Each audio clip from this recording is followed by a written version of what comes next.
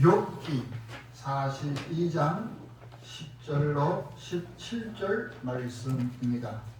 제가 가지고 있는 성경 구약 803쪽입니다.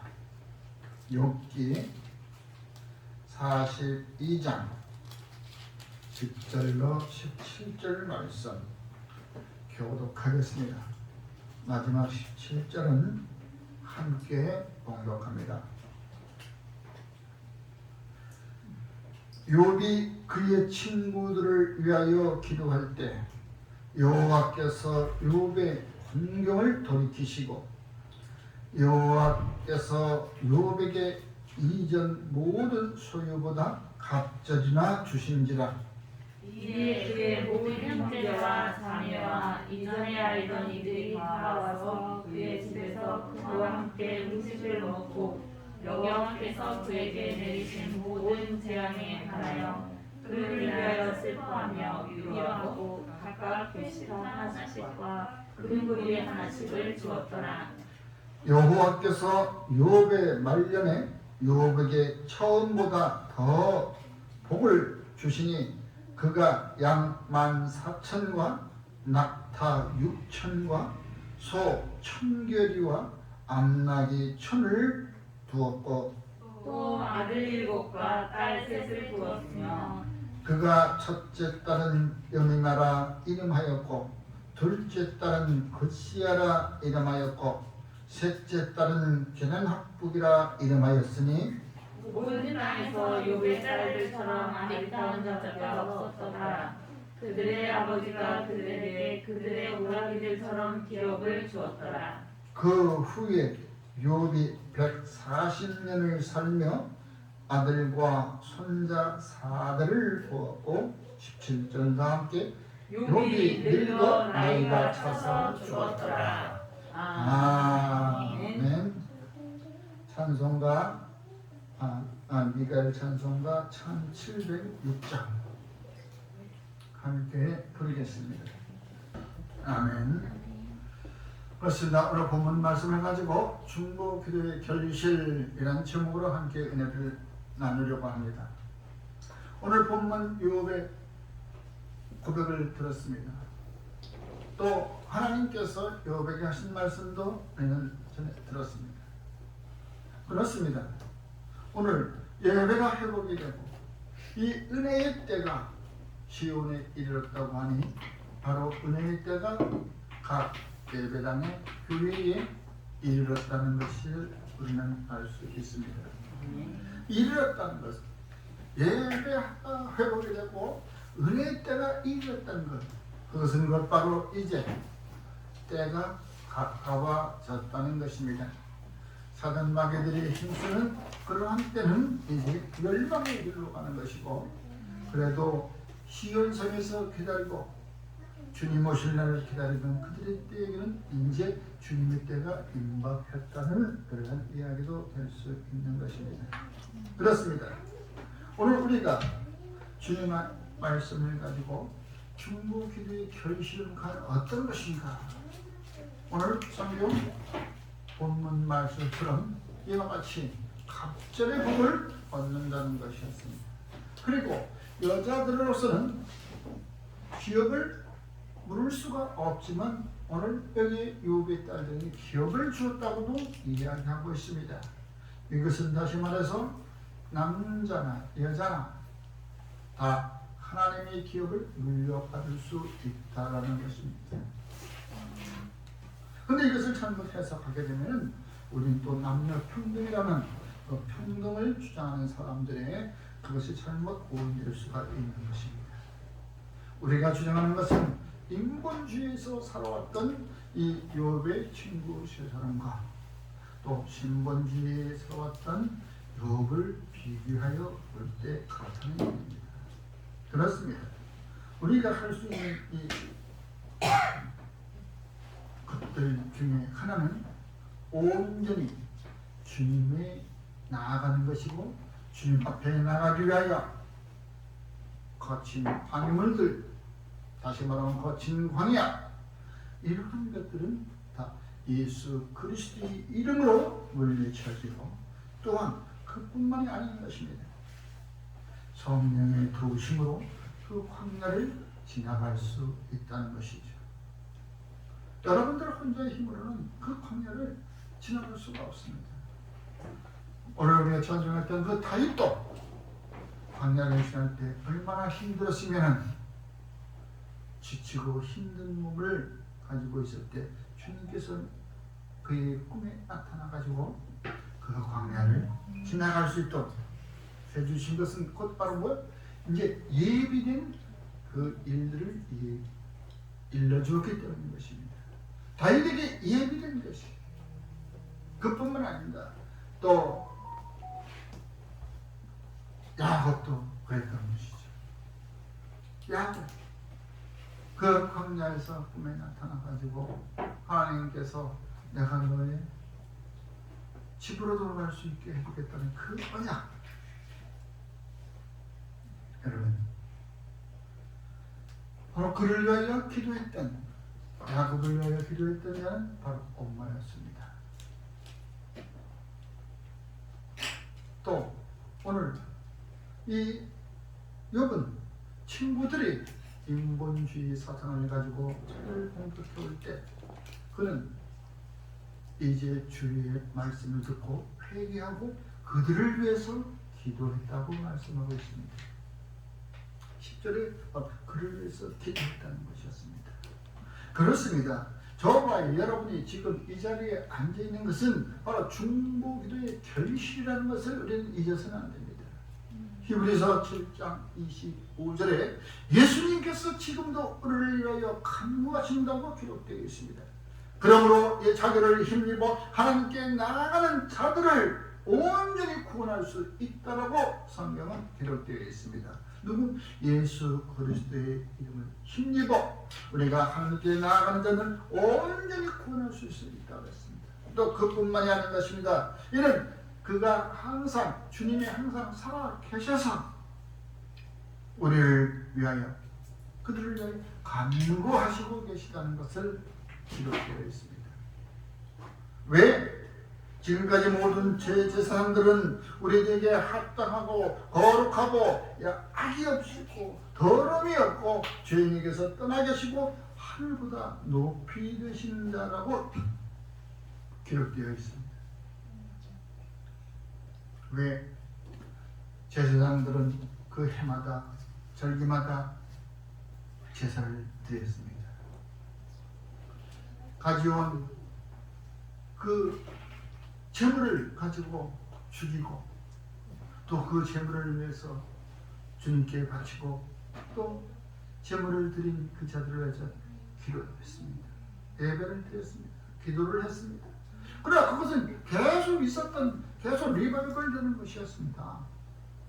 어느 날과 같이 우리 목사들도 자기의 계속 리바이벌 되는 지금 예배를 하고 있다는 것입니다.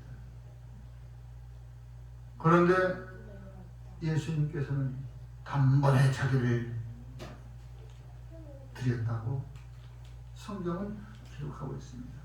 단번에 자기를 우리들의 제물을 위하여 드렸다고 했습니다. 우리들의 제물이 되었다는 것입니다. 미정미정하게 드렸다는 것은 단번에. 그러므로 인간들인 우리 제사장들은 그 일을 할 수가 없는 것입니다. 그래서 스스로 매일매일 우리는 스스로 자범죄에 대해서 제사를 드리는 것입니다. 회개를 하는 것입니다. 그러나 예수님께서는 단번에 드렸기 때문에 그것으로 모든 제사는 끝이 난 것이고 이제 우리들이 드려야 되는 것을 우리는 그를 따라 나아가는 그 길에 있습니다. 그를 따라 나가는 그 길은 우리가 무조건 잘못되고 뭐 하는 것이 아니라 그를 본받아 살아간다는 것입니다. 그리고 우리는 그리스도와 함께 십자가에 못 박혀 죽었으니 이제는 우리가 산 것이 아니고 죽은 것이라고 얘기했습니다. 그리고 그를 살리시는 것처럼 우리도 살려주실 것이니까 그러므로 우리는 매일매일 지어지는 죄는 우리가 자복하는 죄가 있어야 되는 것이죠. 자범죄에 대해서 우리는 기도하는 것입니다. 하나님을 부인했던 그것에 대해서 기도하는 것이 아니라 자범죄를 왜 하나님을 부인하는 그 죄들은 주님의 진리에 따라서 용서받을 수가 없는 바로 크나큰 죄악인 것입니다. 그래서 그것은 우리가 죽어야지만이 그 제사를 지낼 수 있는데, 주님께서는 우리의 연약함을 아시고 우리가 죽고 나면 누가 예배를, 그래서 우리를 대신하여 제물이 되었다는 것입니다.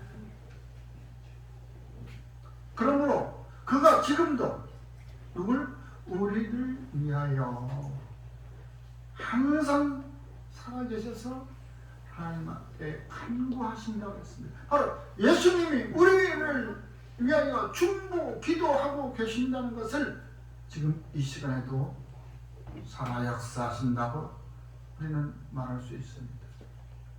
살아 역사하시는 그 중보기도. 그러므로 오늘 욥도 그들을 위하여, 자기 친구들을 위하여 기도했다고 말씀하고 있습니다. 욥이 그의 친구들을 위하여 기도할 때 여호와께서 욥의 권경을 돌이키시고 그러므로 여러분, 저와 여러분들의 지금까지 인본주의에서 상으로 살아가고 있다면 이제 주님께서 돌이킬 수 있는 그런 회개의 기도자, 중보 기도자를 멘토로 삼으시기를 주의 이름으로 축원합니다. 그런 멘토가 있는가? 그 멘토는 누굽니까? 인본주의에 있는 멘토가 아니라 바로 살아 역사하시는 예수 그리스도, 그를 힘입어 우리가 하나님께 나아갈 수 있도록 만들어주신 그 한 분, 바로 예수 그리스도가 우리의 멘토자고 나의 중보 기도자가 된다면, 지금까지 우리가 잘못했던 그 죄악을 하나님께서 돌이키신다고 말씀하고 계시는 것입니다. 인본주의에 물들어 사는 자들은 다 어떤 생각을 합니까? 자기들이 하는 일이 옳다라고 얘기하고 있습니다. 지금까지 욥의 친구들도 자기가 하는 말에 항상 옳았습니다. 욥이 너는 웃기지 마라. 욥, 너 웃기지 마라. 네가 지금까지 뭔가 잘못한 게 있습니까? 네가 지금까지 우리가 알지 못하는 그 어떠한 것 잘못이 있으니까 하나님께서 이와 같이 너를 갖다가 지금 징계하는 것이지, 어찌 너 혼자 잘났다고 떠드냐? 여러분, 인본주의에 물든 사람들은 자기 생각이 옳다라고 말합니다. 그것은 맞는 말입니다. 인본주의 세상에서는 그 말이 맞아요. 남보다 열심히 해야 되고 남보다 많이 해야 되고 경쟁에서 이겨야 되니까. 바로 인본주의는 경쟁을 부추기는 것입니다. 그러나 우리가 신본주의, 주님을 사랑하는 사람, 주님을 나의 구세주로 영접하는 사람, 그 사람들은 지금 그러한 것이 아니라 나눔이라는 것이 있습니다. 바로 사랑에서 나오는 것이죠. 바로 인본주의에서 물들어 들어가 있는 그들을 바로 기도함으로써 욥의 기도로 하나님께서 그에게 벌을 내리기를 하신 것을 어떻게 돌이키셨다고 말씀하고 있습니다. 바로 하나님은 우리에게 유경에서 건지신 하나님을 믿으시기 바랍니다. 아시리아의 그 느헤미야, 그 요나서에 나오는 니느웨에 있던 그 백성들도 큰 도시입니다. 그 당시에. 그런데도 그 요나의 회개하라 외치니 그 말 한마디에 왕을 비롯하여 모두가 회개의 자리로 나갔을 때 하나님은 그 니느웨의 백성들에게 진노를 내리시는 것을 거두었습니다. 요나가 뭐라고 했어요? 왜 하나님은 나에게 얘기한 것을 안 지키고 지금 언제 하려고 그러냐고. 나 힘들게 지금 사흘 동안에 갔다 올 걸 하루 만에 갔다 왔는데. 또 그뿐입니까? 모세에게 대항하던 그 출애굽 백성들, 그들이 불평불만하고 모세를 막 돌로 쳐 죽이려고까지 했을 때도 모세가 분명히 나와서 주님 앞에 기도할 때 주님은 모세의 기도를 들으시고 그 백성들에게 내리려고 했던 그 징계를 거두었던 것을 아마 잘 아실 것입니다. 여러분, 이와 같이 위경에서 건지시는 하나님은 무엇 때문에? 바로 예수 그리스도의 중보 기도로 지금 우리를 돌보고 계신다는 것입니다. 시편 51편 9절에 주의 얼굴을 내 죄에서 돌이키시고 내 모든 죄악을 지워주소서, 지워주세요 라고 말씀하고 있는 것입니다. 그러므로 요나 3장 10절에 나와 있는 말씀, 하나님이 그들이 행한 것 곧 그 악한 길에서 돌이켜 떠난 것을 보시고 하나님이 뜻을 돌이키사 그들에게 내리려고 말씀하신 재앙을 내리지 아니하시더라. 왜 돌이켰죠? 바로 요나의 그 외침 소리에 회개하라, 회개하라. 하나님의 맹랑이 진노가 이 땅에 떨어질 것이다. 그 말을 쏜살같이 지나가는 말, 어찌 보면 오늘날과 같이 이 세상에 화살과 같이 빨아가는 이 세상, 모든 과학의 문명이 빨리 돌아가고 그러한 이 세상, 다시 회복의 때가 온다고 합니다. 회복의 때가 온다고 합니다. 이제 코로나19를 우리가 이길 수가 없어요. 그 바이러스를 박멸할 수가 없어서 이제 우리 삶 가운데서 그대로 지낼 수 있도록, 이제 다음 달부터는 결혼식이다 뭐다 이렇게 모임을 가졌어도 식사와 관계없이 250명까지는 그 모임을 허락한다고 했습니다. 근데 왜 교회는 아직 그런 말이 없어요? 응? 그러한 인본주의에 물들어가는 그 세상 속에서는 이제 허락을 해주고, 왜? 하나님을 따르는, 주님을 따르는 성령님이 인도하신 이 교회는 아직도 그런 말이 없느냐? 바로 지금이 엘리야 때가 아닙니다.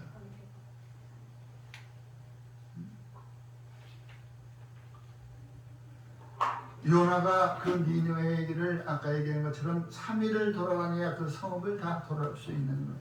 그리고 3일 동안은 내가 니느웨에 얘기한 말을 나는 외치라. 회개하라. 하나님의 진노의 때가 다가왔다. 너희를 멸망을 시킨다. 이런 말들을 3일 동안 다니라고 했는데 아마 3일 길인 것 같아요. 그런데 이 요나가 도망가가지고 큰 물고기 뱃속에 있다가 이틀을 까먹었으니까 하루밖에 안 남았어. 이제 그 기한이 다 탔어. 그러니까 그 하루를 가지고 3일 길을 가야 할 그 길을 그냥 신장로 대로로 그냥 쭉 달려가면서 회개하라 회개하라 외치고 나왔다는 것이. 그 말을 듣고 왕은 제사복으로 갈아입고 모두가 다 선포하고 모두가 다 회개하라 제사를 지내러 나갔자.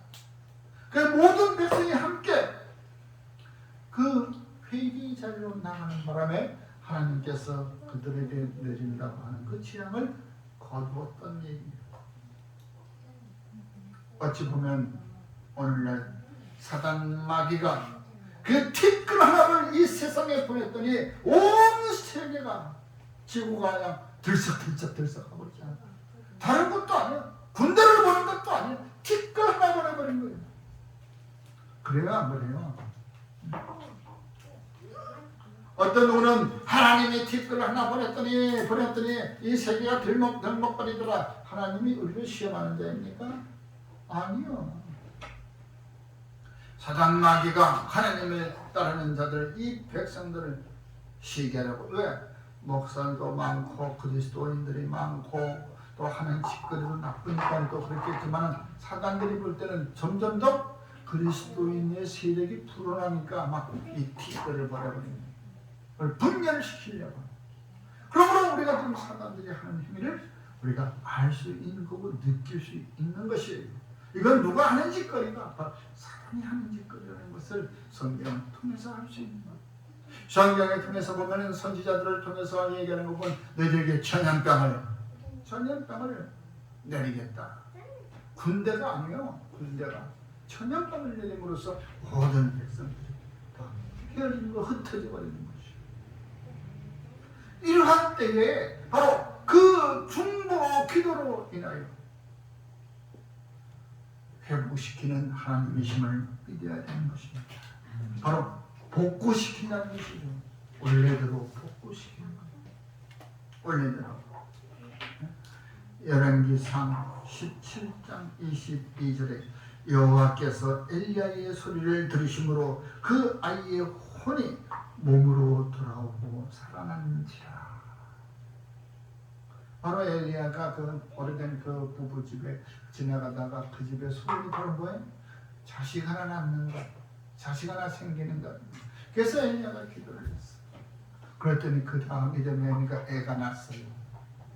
응? 애가 났어. 아브라함에게 난 것처럼 나버렸어.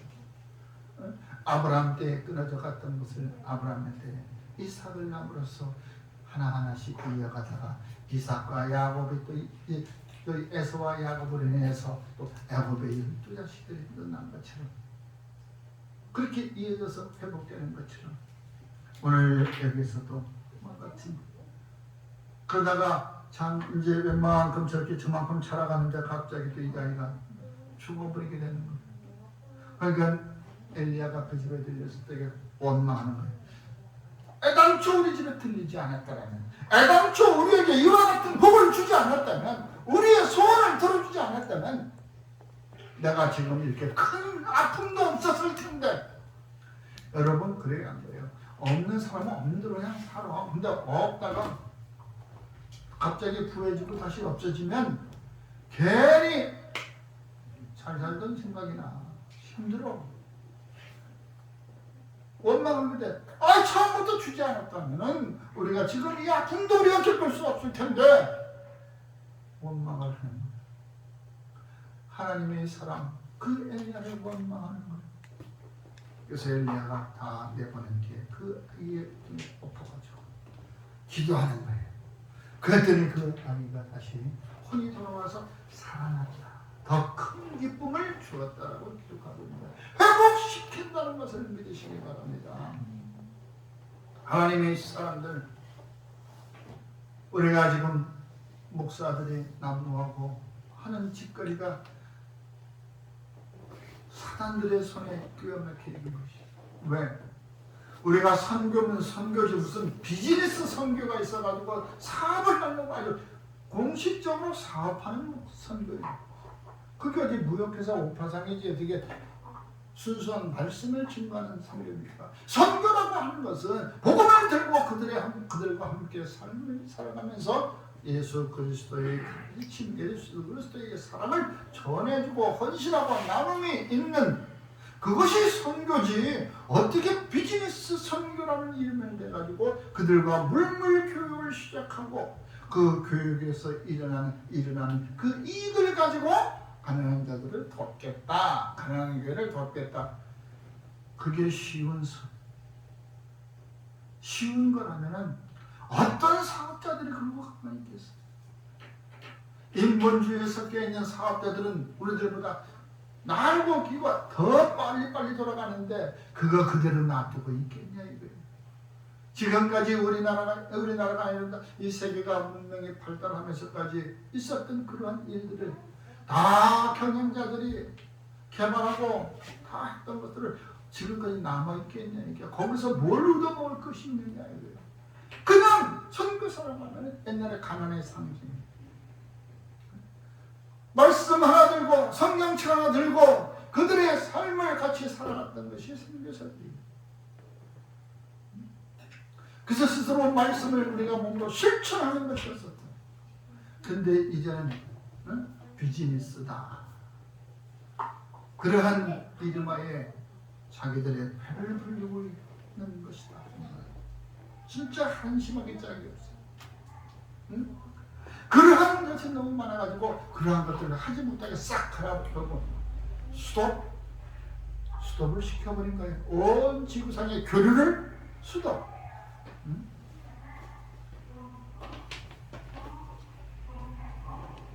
여러분, 그러나 우리가 회개하고 주님 앞에 기도했더니 그걸 복구시켜주는가? 어떻게 복구시켜주느냐 이 말이에요. 오늘 우리가 그 전에 그 말씀이 나오죠. 12절 여호와께서 욥의 말년에 욥에게 처음보다 더 복을 주사 그의 양 14,000과 낙타 6,000과 소 1,000개며 암나귀 1,000을 주었다. 또 자식도 아들이 7이요 딸이 3이다. 갑절의 복을 주었다라고 얘기하고 있어요. 갑절의 그 부자로 살아가던 그 욥도 그냥 재앙으로 빼앗겨버리고 그냥 사업에서 빼앗겨버린 게 아니라 재앙에서 그냥 침략자들에 의해서 빼앗겨버려서 오늘날 가만히 생각해 보십시오. 오늘날 우리가 알지 못하는 그 침략자들이 경제적인 침략자들이 있습니다.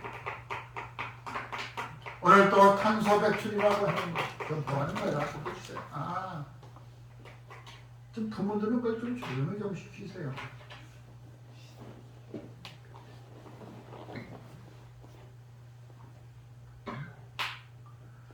오늘 또 탄소 배출 개발도상국들에서 보내는 그 탄소 배출에 의해서 지구가 멸망의 때가 오고 이상기후가 쏟아져 버린다고 막 합니다. 서유럽에서는 7월 달에 그냥 홍수가 나고 또한 이탈리아에서는 계속 8월 달에 불이 나고 우리 인간으로서는 어떻게 해볼 데가 없는 것이 그 기껏 한다는 것이 탄소 배출이 낮아서 오존층을 다 뚫어버리고 뭐 덮어버리고 뭐 어쩌고 자연 기후가 이렇게 손상에 대해서 뭐 이렇게 그러면 지금까지 탄소 배출했던 선진국들은 다 장애들이 해먹고 지금 이제 개발도상국 타고 일어서려고 하는 그 사람들에겐 그걸 제재한다면 그거 어떻게 말이 되는 소리야? 저희들은 다 해먹고 나머지 우리는 어떻게 하는 거야? 그러면은 빈부의 차이는 크게 그렇다는 거예요. 선진국은 계속 선진국으로 남아있고 후진국은 계속 후진국으로 남아있어야 되는 것이죠. 상위 그룹에 있는 것과 하위 그룹에 있는 것은 완전히 구별되는 것이죠. 탄소 배출을 적게 하자. 석탄을 떼지 말자. 그러한 것 때문에 그러면 뭘 하는 원자력은 위험하다. 그러면서 이제 태양광이다 뭐다 해가지고 더 오염시키고 있는 것들이 지금 현실이 바다에다가 태양광 발전소를 설립을 하고 근데 그런 분들이 시간이 지나면 또 더 큰 바다를 오염시켜버리는 거예요. 산꼭대기에다가 풍량열을 털어놓고 그거 가지고서 우리가 지금까지 많은 문명이 발전됐는데 그걸 다 소비할 수가 없어요. 임시방편으로 시대에 맞게끔 하는 그 사람들의 머리에서 나온 거예요. 인본주의에서 나온 겁니다. 인본주의가 자연과학을 이겨나갈 수는 없는 거니까 어떻게 그냥 그 방편으로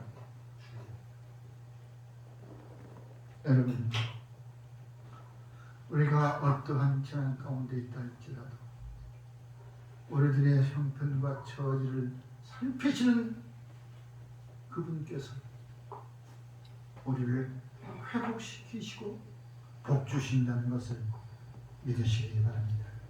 로마서 11장 36절에는 이는 만물이 주에게서 나오고 주로 말미암아 주에게로 돌아갑니다. 그에게 영광이 세세히 있을지어다 라고 고백한 바울처럼 모든 주권자는 바로 하나님이신 것을 믿으시기 바랍니다. 그러면도 우리들이 회개만 하고 돌아옵니다. 갑절로 복을 채워주신다는 것을 알 수 있는 것입니다. 시편 84편 6절에 그들이 눈물 골짜기로 지나갈 때에 그곳에 많은 샘이 있을 것이며 이는 비가 복을 채워주나이다. 여러분 악을 악으로 욕으로 갚지 마십시오. 도리어 복을 빌어 주시옵소서. 이를 위하여 너희가 부르심을 받았으니 이는 복을 이어 받게 하려 하십니다. 나쁜 놈이라고, 이에는 이, 눈에는 눈으로 갚지 말고 오히려 그들을 위하여 복을 빌어주라는 것입니다. 그 복이 그가 받지 않으면 내게로 돌아온다고 말씀하고 있는 것입니다. 지금 말씀하신 것은 베드로전서 3장 9절에 악을 악으로 욕을 욕으로 갚지 말고 도리어 복을 빌라. 이를 위하여 너희가 부르심을 받았다. 우리는 그들을 위하여, 악한 자들을 위하여 복을 빌어주라고 부르심을 받았다는 것입니다.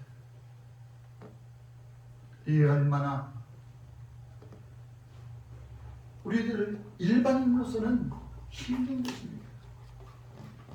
그러나 성령이 너희에게 임하면 권능을 받는다고 했습니다. 이 권능은 사람을 죽이고 살리고 하는 그런 태풍을 일으키는 그 권능도 있겠지만 어려움을 참는 그 것도 권능이라는 것을 믿으시기 바랍니다.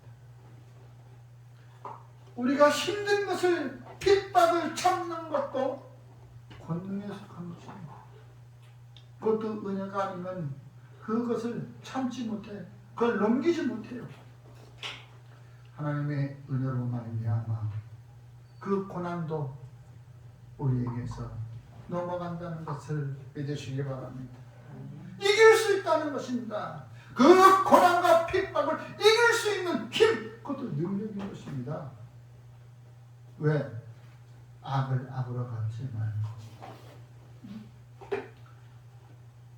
어떻게 보면 또 인도 간디의 그 무지함주의 같지만 이건 그 간디가 있기 이전부터도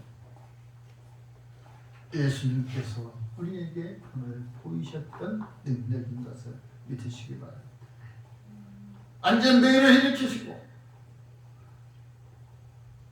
보지 못하는 눈을 뜨게 하시고 듣지 못하는 귀를 열게 하시고 말하지 못하는 입을 말하게 하신 그 능력을 가진 주님입니다. 고난을 이기기에는 너무나 힘들어서 나를 위하여 기도해다오. 나를 위해서 너는 한 시간도 기도할 수 없느냐? 예수님도 그 고난과 핍박에는 두려움이 없었습니다. 그만큼 사단의 계략은 힘든 것입니다. 무서운 것입니다. 그 무서움을 이기기 위하여 주님은 기도했습니다.